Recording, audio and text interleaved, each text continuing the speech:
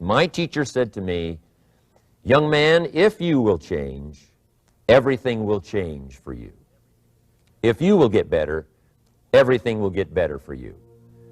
What a clear message that was for me.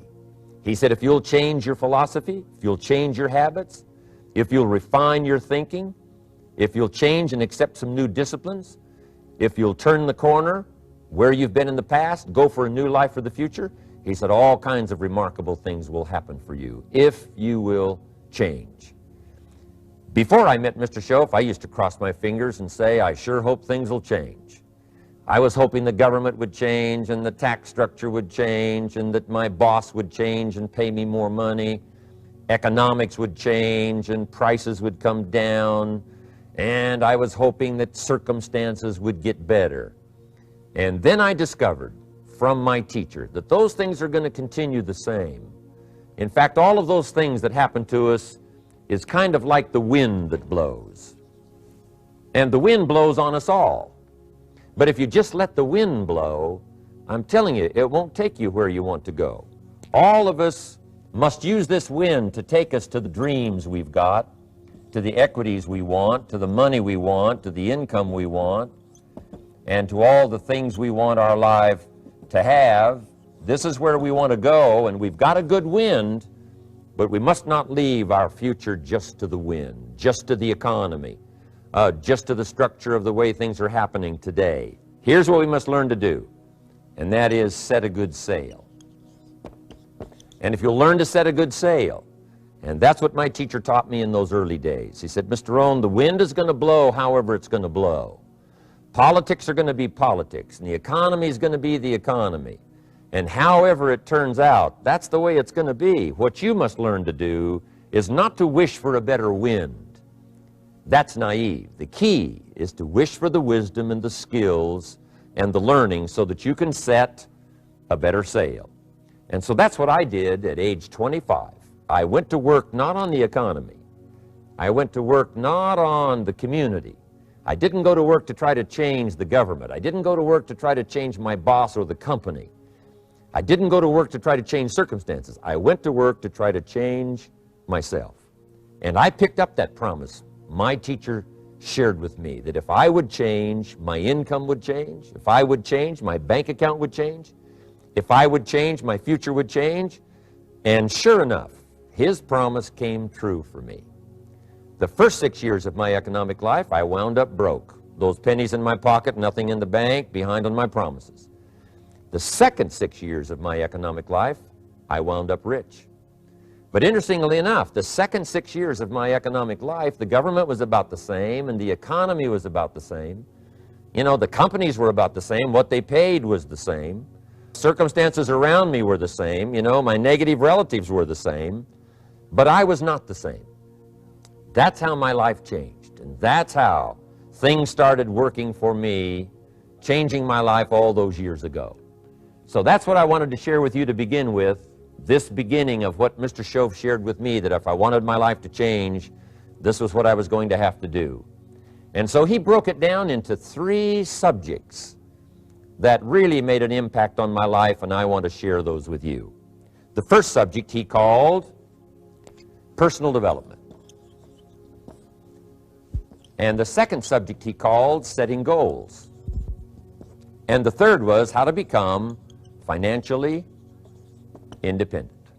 Now, in illustrating personal development, Mr. Schoaf, my teacher, started with money. You know, money's not the only place to start in talking personal development, but it's where he started, so let me share the thoughts he shared with me back then. Let me share them with you. Here's the best lesson I can give you on economics. It's very simple. We get paid for bringing value to the marketplace. That's about as simple as I can put economics. We get paid for bringing value to the marketplace.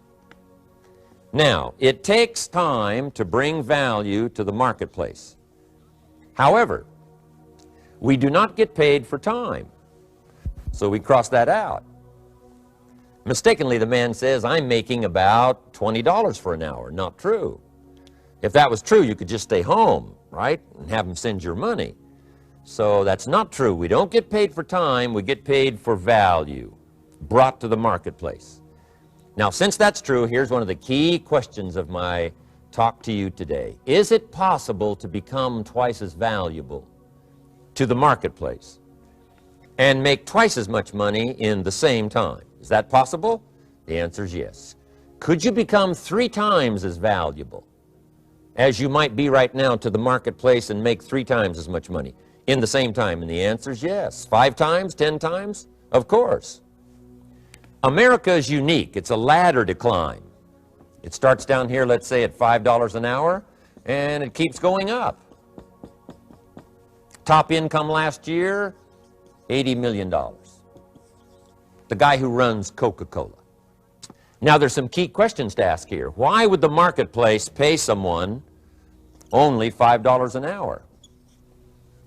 Very simple answer. They're not very valuable to the marketplace. Now, we must underline to the marketplace. This person might be a very valuable brother, yes. Member of the family, valuable, yes. Valuable member of the church, of course. Valuable citizen of the country, yes. Valuable in the sight of God, no doubt. We're all of equal value in the sight of God. But if you're not very valuable to the marketplace, you don't get much money. Now, as you begin to climb this ladder, why would the marketplace pay some people $50 an hour? Answer, evidently, they must be more valuable to the marketplace. 10 times more valuable. And is that possible for someone to be 10 times more valuable and earn $50 an hour instead of 5? And the answer is yes. That's what America is all about. Now, why would the marketplace pay some people $500 an hour? Evidently, this person must be much more valuable to the marketplace. That's what's important to understand, to the marketplace. And would the marketplace pay one person $80 million for 1 year's work? And the answer is, of course. If you helped a company make $1 billion, would they pay you $80 million? I'm telling you, it is possible. And that's why America is so exciting. That's why this financial ladder is so exciting. It's possible for all of this to come true for all of you, no matter where you start. As a student in school, just getting started out there in the workplace, this is all possible for you.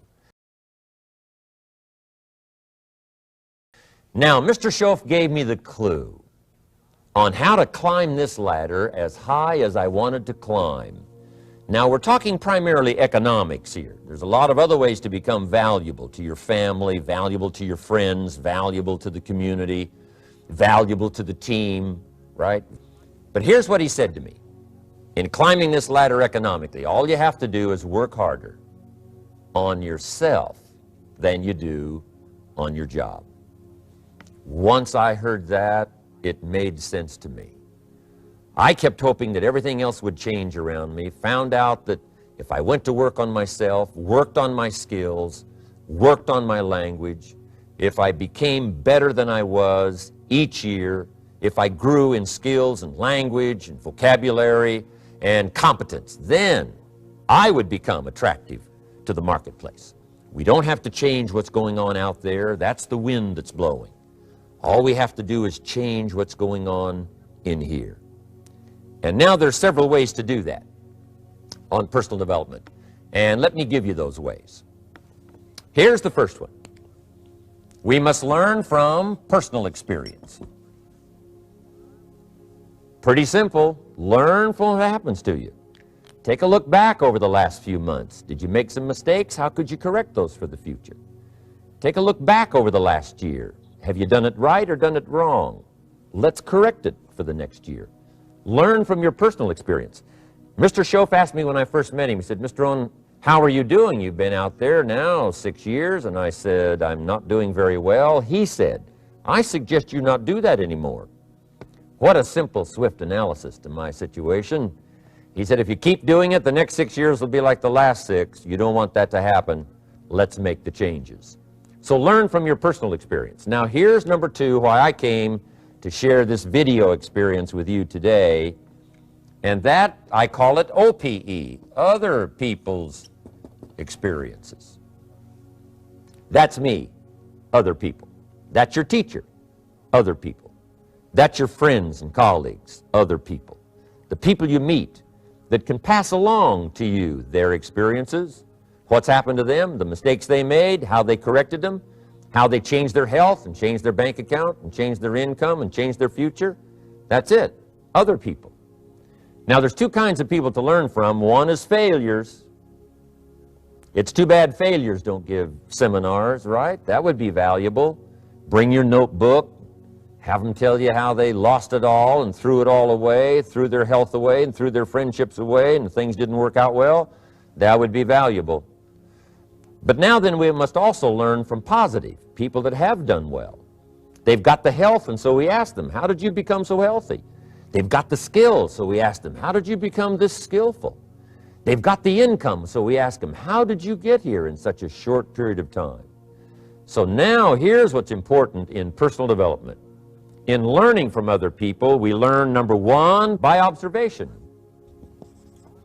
We learn what we see. We watch people that are successful in what they do. In sports, we watch their disciplines. In business, we watch their disciplines. By observation, what we can see. The reason I created this video is something that you could see someone's experiences translated for you. Second, we learn by what we hear. I've got some of my lectures on cassette tapes, so you can take them with you wherever you go and learn by listening. Turn your car into a mobile classroom and listen.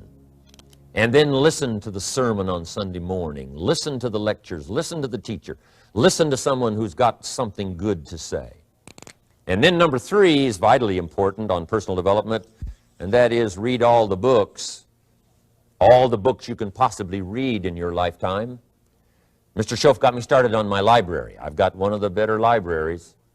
Haven't read everything in it, but I feel smarter just walking in it, my library. At least I was smart enough to buy it. Now I got to be smart enough to read it. And then, of course, I got to be smart enough to decide what's valuable and then do it. But this one is very important. Become a good reader. Some books that helped change my life. Mr. Schoaf recommended, of course, the Bible. And my parents made sure I was a pretty good scholar by the time I was 18. That's been so beneficial for me, drawing from those illustrations, reading about those stories, people who made it and people who didn't make it and what the difference was.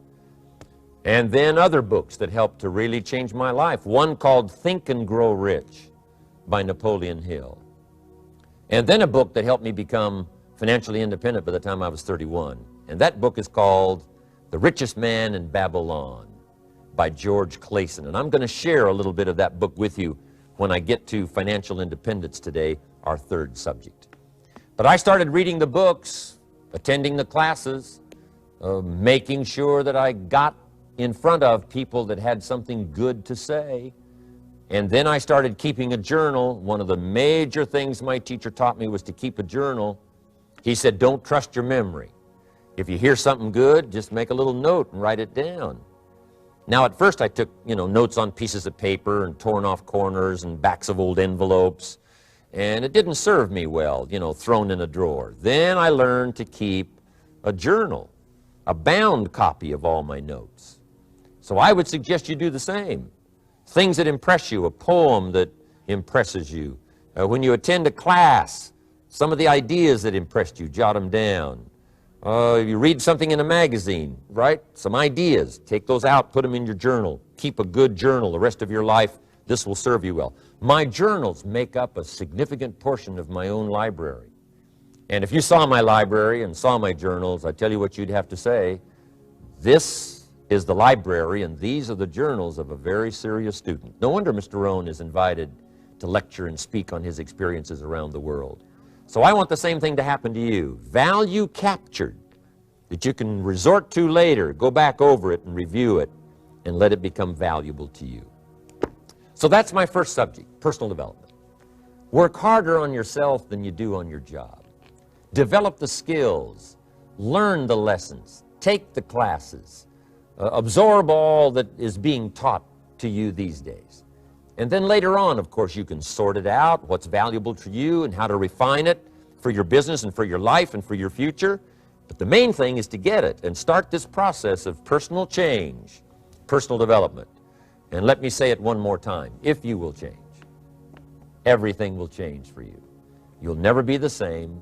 You'll keep growing.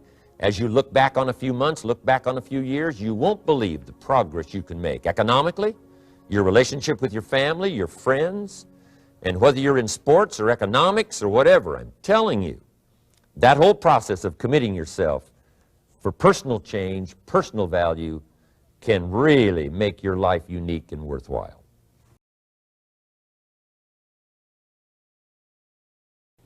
Now let's cover the second subject, on setting goals. Mr. Shelf gave me some tips on setting goals that changed my life forever.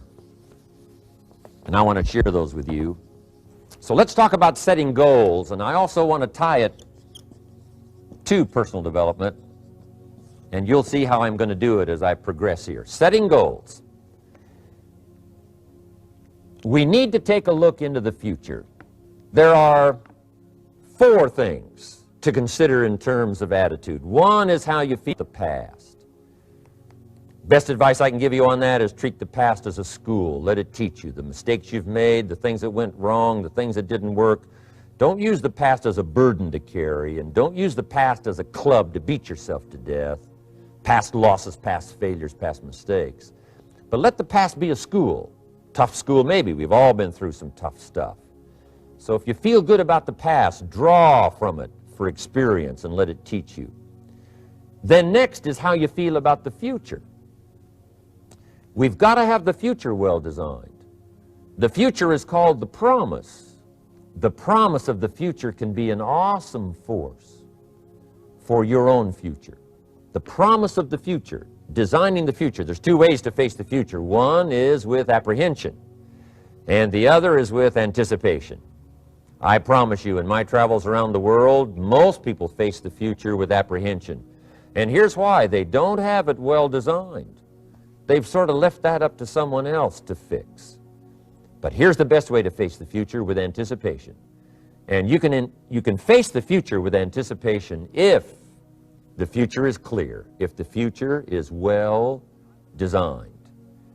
And I would like to have you consider some thoughts with me that help me to really change my future by giving it some thought and some consideration. And here it is. In setting goals, it's very simple. Number 1, decide what you want. You just take a little time. You sit down and say, what do I want?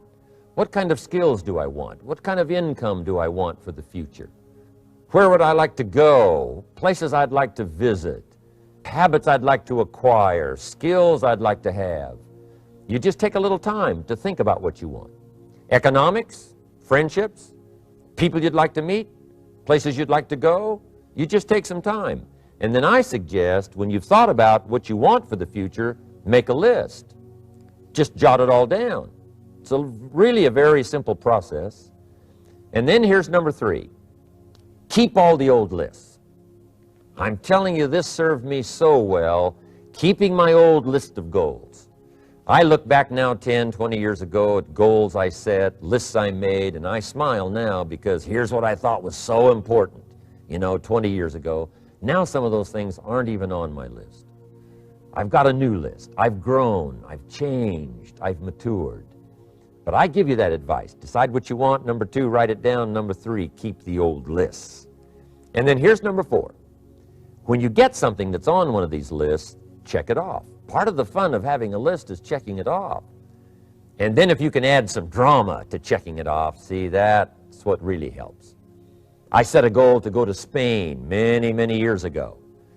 And when I finally made my first trip to Spain, I had that journal with me that had that list in it. And while I had my journal on my lap, waiting for the wheels to touch down in Madrid, I waited until the wheels touched the runway, and I checked it off. Just adding a little drama. So, part of the fun of having a list is checking it off. Now, here's what's important about the lists and designing your future. If the future gets clear, the price gets easier. Because you got to remember, for every promise, there's a price to pay. Everybody's got to pay the price. Everybody's got to do the deal. Everybody's got to do the disciplines. Everybody has to pay. But here's what I've discovered. If the promise is clear and powerful, the price is easy to pay. The price is some classes. The price is a few books. The price is a few disciplines. The price is finding something that'll make your life better, make you grow, make you change, make you develop. So the first part of the key is to design the promise. Then, what is the price to pay? I'm telling you, the price will be easy. Anybody in my audience can pay it, no matter where you are, where you come from. Color doesn't matter, religion doesn't matter, where you grew up doesn't matter, circumstances don't matter. I'm telling you, if you'll make the promise of the future clear for yourself, the things you want, the places you want to go, the things you want to have, the person you want to become, the skills you want, the homes you want, the future you want, the friends you want, all of the values of life that you could possibly want. If you'll make that clear, make those lists, and be serious about it, I promise you it's an easy price to pay. Anybody can pay it. And the best advice I can give you is, if I can do it, you can do it. Farm boy from Idaho, raised in obscurity, I changed my life, turned it upside down, turned it all around, found economics, found future, found promise, and if I can do it, you can do it. So, start setting your goals and see if you can't get a better excitement going for the things you want to accomplish for the future. One of the major reasons for setting goals is for what they make of you in achieving them. My teacher advised me when I first got started at age 25, he said, "Jim, why don't you set a goal to become a millionaire?" He said, "It's got a nice ring to it. You know, enough zeros to impress your accountant." And he said, "I'm here to help you. You're only 25 years old. You've been to 1 year of college. You've got a beautiful family, every reason to do it. Why don't you set a goal to become a millionaire?" And he said, "Here's why." And I thought, he doesn't need to teach me why. Wouldn't it be nice to have $1 million? He said, "No, then you'll miss it." He said, "Here's why. For what it will make of you to achieve it." I'm telling you, that statement changed my life. Set the kind of goals that will make something of you to achieve them. He said, "Now, once you become a millionaire, what's important is not the money." I thought, that's kind of strange teaching. He said, "Honest, it isn't important." He said, "You could just give the money away." Now, I did better than that. I lost it all. By the time I was 31, I was a millionaire. By the time I was 33, I was broke. And I'll tell you a little bit about that story later. But when I lost all my money, guess what? I found out Mr. Schoaf was right. What was valuable was not the money. What was valuable was what I became to earn the money. The skills I had, the knowledge I had about the marketplace, the values that I had going for me. They were more valuable than the money. And here's an important statement to remember. It's not what you get that makes you valuable. It's what you become. So part of the key here is to set the kind of goals that will make something of you. Don't set them too low so that you don't have to grow and you don't have to read and you don't have to try and you don't have to stretch. Don't set them too low. And then don't sell out. Don't go for something that's going to cost you your virtue or cost you your values or sell out your principles. There's a good middle road here to follow. Goals that will inspire, goals that will help you grow, change, develop, and become better than you are. Okay. Now let's talk about financial independence. How to become rich by 40, 35 if you're extra bright, much sooner if you find an opportunity like I did. Let me show you how I did it. Financial independence.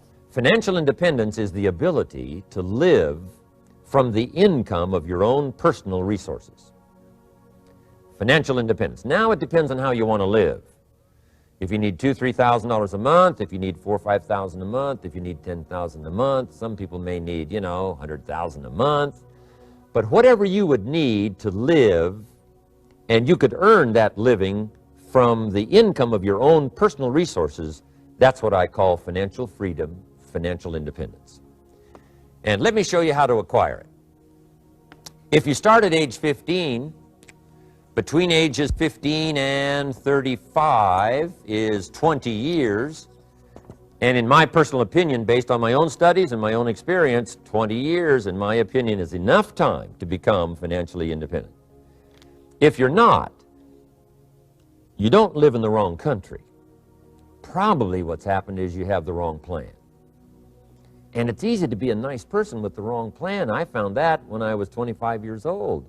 I was broke at age 25, and I was a nice guy. You would have liked me. But I'm telling you, my plans up until then, especially my financial plan, left me broke.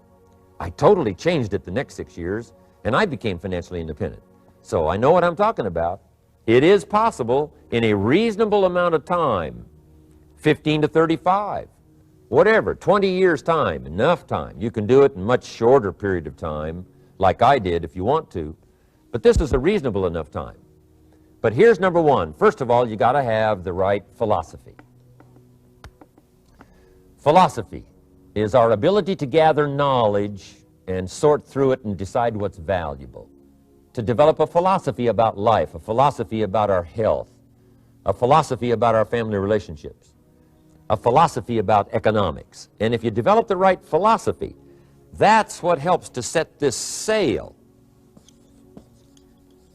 so that in 6 years it takes you where you want to go instead of winding up like I did that first 6 years of my economics, broke, no money, empty bank account. The right philosophy. Now let me give you a couple of philosophies to consider. Here's the first one. It's called the philosophy of the poor. And here it is. Poor people usually spend their money and invest what's left. That's the philosophy of the poor. Now here's the philosophy of the rich. Rich people invest their money and spend what's left. And here's the startling answer. It really doesn't matter what the amount is. What's most important is not the amount. What's really important is the philosophy. So I would ask you to adopt this philosophy of spending after you have invested. Invest first, then spend. And I've got a little formula that I'm going to share with you. Now, what should a child do with a dollar?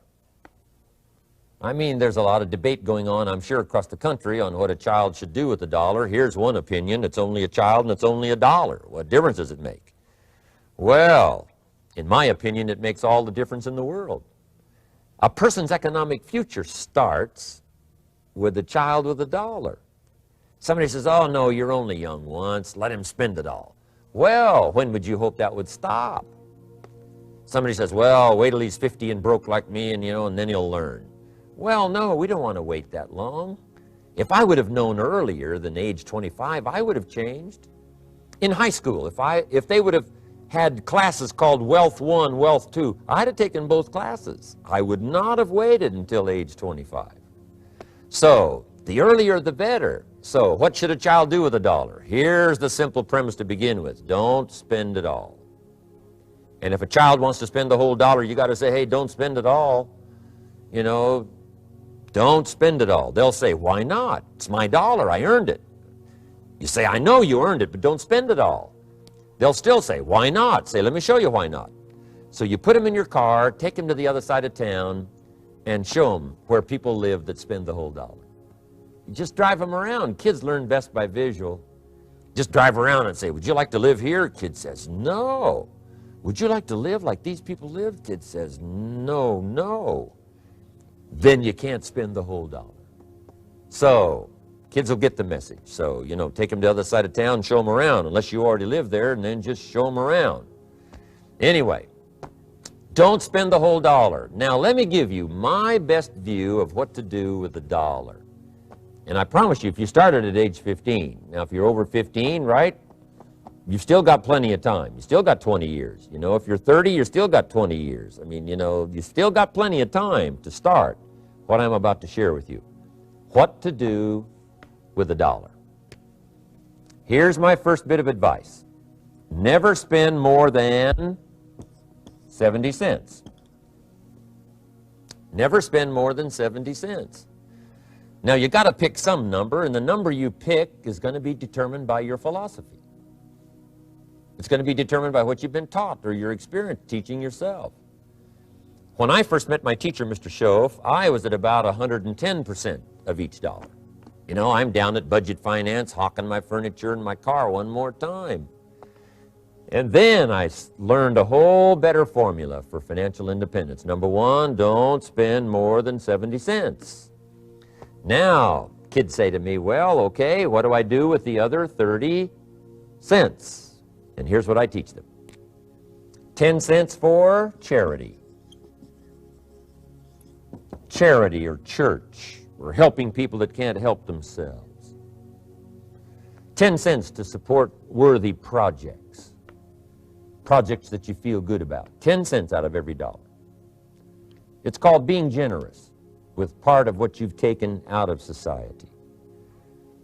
Now, in my opinion, nothing teaches us character better than generosity. No class, no teacher, no book teaches character better than generosity. And the best time to start is when the amounts are small.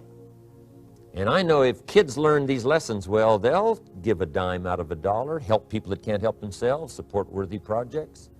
Because when the amounts get larger, sometimes it's a little more difficult. You know, giving 100,000 out of a million, someone says, oh, if I had a million, I'd give 100,000. I'm not sure. That's a lot of money. So the time to start is when the amounts are small. 10 cents out of the dollar. Okay, next 10 cents I call active capital. Active capital means do something to make a profit. Active capital. Set aside a portion of your income. Wages are okay, but I'm telling you, wages will make you a living. Profits will make you a fortune. So set aside part of your income as capital, called active capital. Any kind of project you can possibly think of, you can possibly come up with. Then you must jot this down if you're taking notes. Profits are better than wages. One, you can't usually start wages until you're about 16, 15, 16, but you can make a profit long before you're eligible to start earning wages. And then there's no limit to profits, and they can double and triple and quadruple. You know, there's no limit. It's incredible how fast profits can grow. So profits are better than wages. Wages make you a living, profits make you a fortune. Now, the third 10 cents is vitally important. I call it passive capital. Capital you let somebody else use. A financial institution, stocks and bonds, mutual funds, whatever. Let someone else use it. You furnish the money. They use it to make a profit, but they pay you for the use of it, called interest. And here's one of the things that'll make you financially independent fairly quickly, and that's called compound interest. And this is how you get it. Letting someone else use a portion of your money, your substance. They show the profit, they pay you interest. And this passive capital, I'm telling you, over a sustained period of time, if you'll develop this little 10, 10, 10, and 70, especially starting at age 15, I'm telling you, by the time you're 35, you will be financially independent. You'll have the ability to live from the income of your own resources. And then one more point on passive capital. There's a Bible philosophy. I'm an amateur on the Bible. But there's a Bible philosophy that teaches the borrower is servant to the lender. And if you want to be in a powerful position as you grow older, finally when you become mature, maybe have your own business, things have worked out for you for the future, the position you always want to be in is the power position, and that's called the lender. The lender is the power position. So if kids learn early enough, and then you ask them what they'd like to be when they grow up, I'm telling you, once they understand, they'll say, well, one of the things I want to be is one of those lenders. That's the power position, not the spender. No, you'll be pitied the rest of your life if you just become a spender. You got to become a lender. And I think this is the one formulas to follow. 10 cents out of every dollar. Let someone else use it. Be the lender, power position. Then try to show a profit. Can't we teach our children how to take $1, search the neighborhood, find a broken wagon, pay $1 for it, bring it home, you know, clean it up, sand it until it's clean, paint it red till it shines, straighten out the wheels till they're true, take it back to the neighborhood, sell it for $5? Anybody can do that. Now, does the child deserve $4 profit? And the answer is yes. Society now has a mended wagon. And that's what America's all about. Finding something, touching it, making it better, making a profit, taking part of your resources, helping people who can't help themselves. Let someone else use it to make a profit. Some projects require more capital than one person has. Exciting. And then let them pay you for the use of it. So that little simple formula, I hope, will help you. Now, one more key on financial independence, and that is attitude. Attitude. Here's number one. I used to say, I hate to pay my bills. My teacher straightened me out on that. He said, let's see, Mr. Rohn, what you hate to do is pay $100 on an account and reduce your liabilities and increase your assets. I said, well, no, not if you look at it that way. He said, well, it all depends on how you look at it. So wouldn't you love to pay your bills, reduce your liabilities, increase your assets? You got to have that kind of attitude. I found out the same attitude about taxes. I used to say, I hate to pay my taxes. And Mr. Shove said, well, that's one way to live.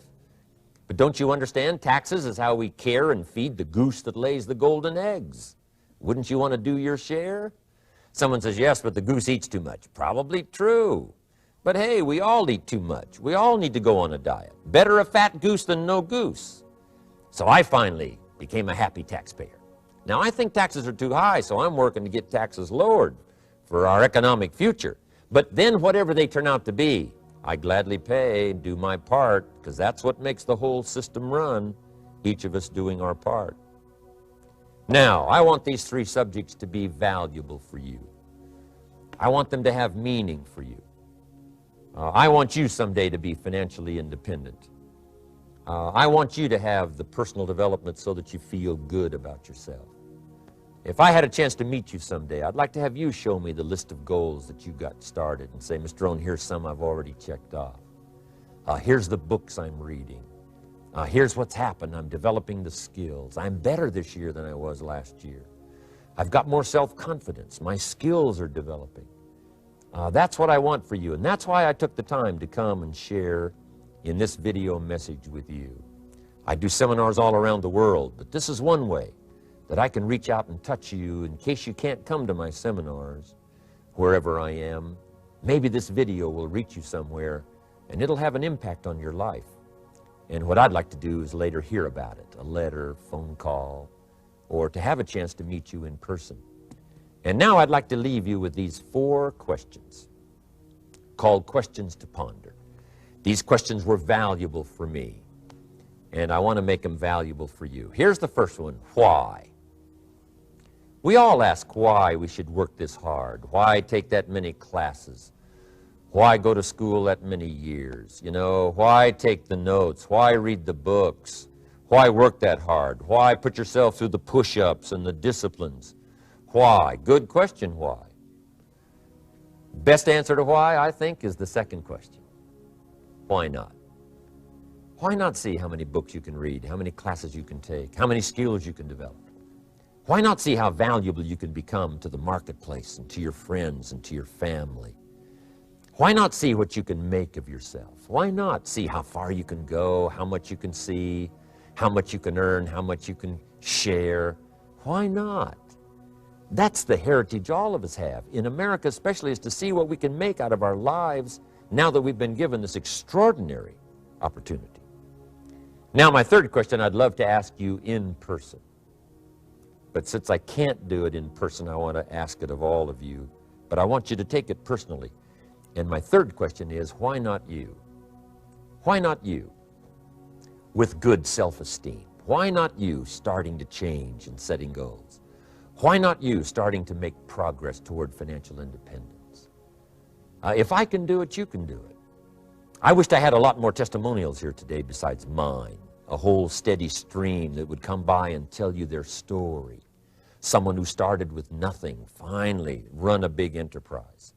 A mother who was on welfare, now she owns her own business. In addition to my story, I wish I had a lot more. And if all of them told their story, guess how they would probably wind up their story? They'd probably say, just like me, why not you? If we can read, you can read. If we can change, you can change. If we can figure it out, you can figure it out. If we can turn it around, you can turn it around. There isn't anything you can't accomplish. That's what those testimonials would say. And so I want to say it to you personally. Why not you? You've got the brains, you've got the stamina, you've got the vitality, you've got the interest, you've got your life ahead of you, you've got the future. You can do it. If anybody can do it, you can do it. If one of us can do it, hey, we all can do it. And now here's my last question. Why not now? This is a good time as the 20th century starts to wind down, a few more years as we get ready for century 21. What a good time to set your goals, work on yourself, work on your skills. What a good time to get it together. What a good time to start this process. Personal development, growing, changing, developing, having a good plan for your money and for your life and for your future. Why not now? And I hope I have a chance to see you one of these days and share with you the experience, the reaction, the response you might have had from my message today. And until I get a chance to see you on this side of the world or the other side of the world, in some school or some seminar, or maybe I'll come and speak for a company that you work for someday, I hope I get a chance to meet you. Until then, I wish you the best. I want all that I've gotten to be yours and much, much more. God bless. Goodbye.